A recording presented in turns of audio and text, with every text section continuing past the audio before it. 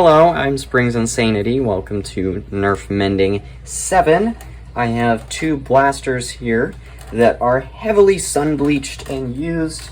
Restoring something like that would take about a week or sometimes up to a month for me, and Nerf Mending is just about fixing the problems blasters have, so I like to keep Nerf Mending within the confinements of a couple hours. So I won't be doing anything major. The first blaster is this poor Longshot that looks like it's been used every day for 15 years straight. For comparison of how sun-bleached this is, here is a mint condition one. Look how awful that sun bleaching is, and it's like that on the other side as well.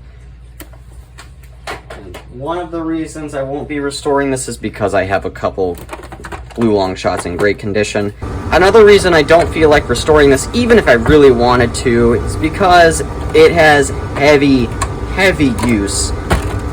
There's a hole drilled in the bipod, and someone screwed a washer into the stock, most likely for a strap or something like that. This has been very heavily well loved and used. The original problem with it while I was recording Nerf Hunt 16 is the bolt was stuck. I decided to give that a little slap after that, and it came loose, and my god, this thing sounds like an old man with strep throat. So I'd love to open this up and see what the heck was blocking the bolts, and the stock will not lock in the forward position for whatever reason. Oh, look, it locked now. I really don't know what's wrong with this thing. Okay, so I'm prying this off, and the sun damage is so bad, pieces of the bolt are breaking off. Luckily, I have a replacement bolt from another Longshot.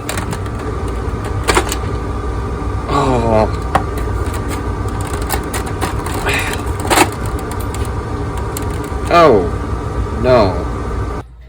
There's the screw. I suspect that was keeping the stock from going all the way forward, and that's why it won't lock in place.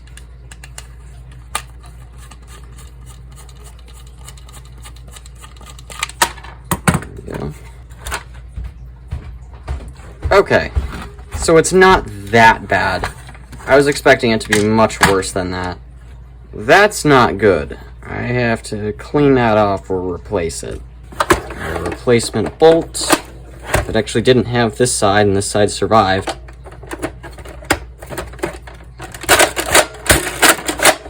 Damn, that's gonna need a real deep clean before I do anything else to this.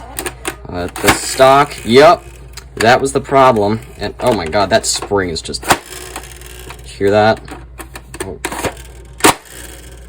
Next is a Sonic Stampede that's also very sun-bleached. I'm saving the sun-bleached part for a restoration video, obviously. I just want to get this thing working again, because when I got it, it wouldn't cycle completely to fire a dart even after I put new batteries in it. The sun-bleaching doesn't look that bad until I put the other Stampede I got with this one next to it. You can see the color difference.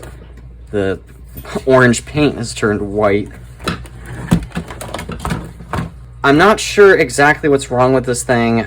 I'm kind of hoping it's just some corrosion somewhere on the motor, keeping it from getting good current.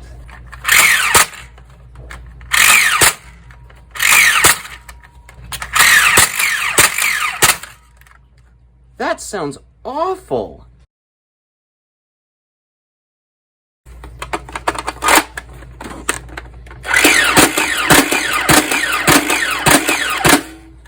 That's still really slow. It's a little bit faster than it was, but it's struggling.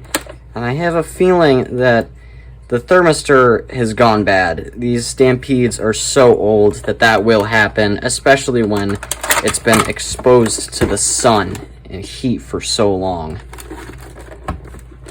The last one's going to be a fun one to do.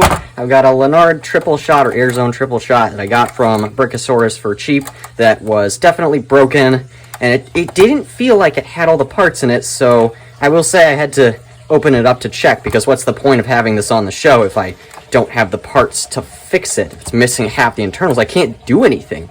And it exploded, and I was like, what the hell was that? It was stuck primed, And I didn't know the trigger is supposed to be this easy to pull. It was harder to pull when it was primed, but I didn't know because I'm not that experienced with these things. But Green Screen Man is, and I've got him on the line right now. Say hi. Hi. So Green Screen Man has had some experience with modding and attempting to fix triple shots, but they're so darn difficult to fix because they're made of cheap plastic, and someone has raped this thing to death. There's a smaller screw in the pump grip. Under it, there's a missing screw, but I put this back together wrong. And there's another missing screw there. They tried to remove the posts, or they did remove the posts, and they did a half-decent job there, so I was going to mod this anyway, so that it doesn't really matter much, and I've got a stock one, so...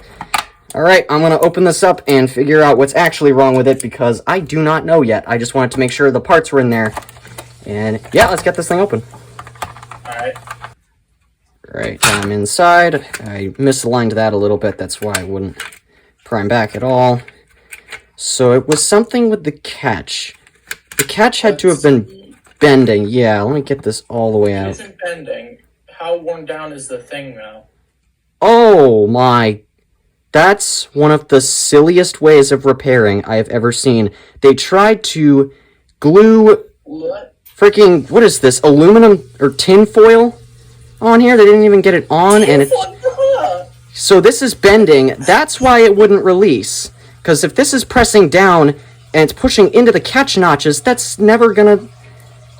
Yeah, I'm gonna try to fix this myself. I have got something... What is that? Hot glue? Elmer's glue? With this level of repair, I imagine it is. Yeah, that's not supposed to do that. So I'm gonna figure out what I can use to fix that.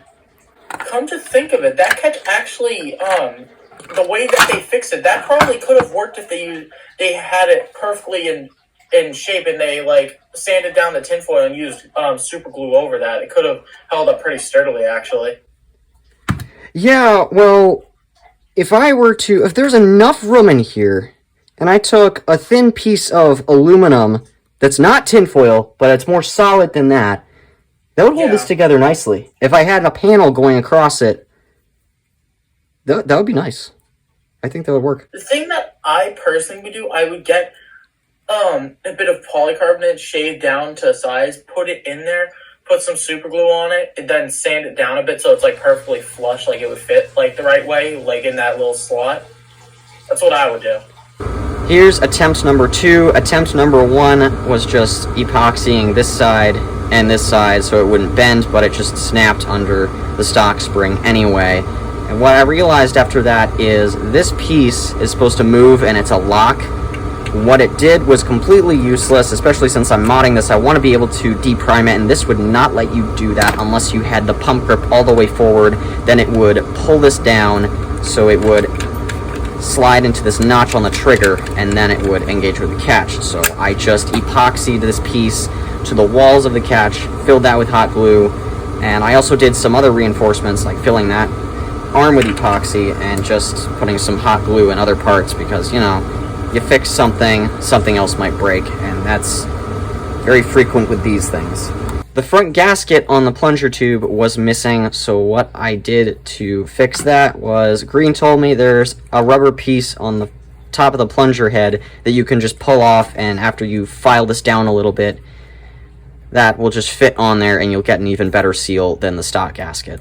Alrighty then. After replacing the missing screws with some from a Firefly that I had chopped up, those fit quite nicely, and I took it out and fired it dozens and dozens of times. I can dry fire the thing and it doesn't care. It is rock solid, and the best part is because it doesn't have posts, I can fire Adventure Force waffles out of it, and it fires further than a stock triple shot, which is about 25 feet, but there's a lot more that can be done to it from here. So I'm in love. These are amazing. I'm gonna buy 50 more of these. They're so good. I gotta play with this more. I love this so much.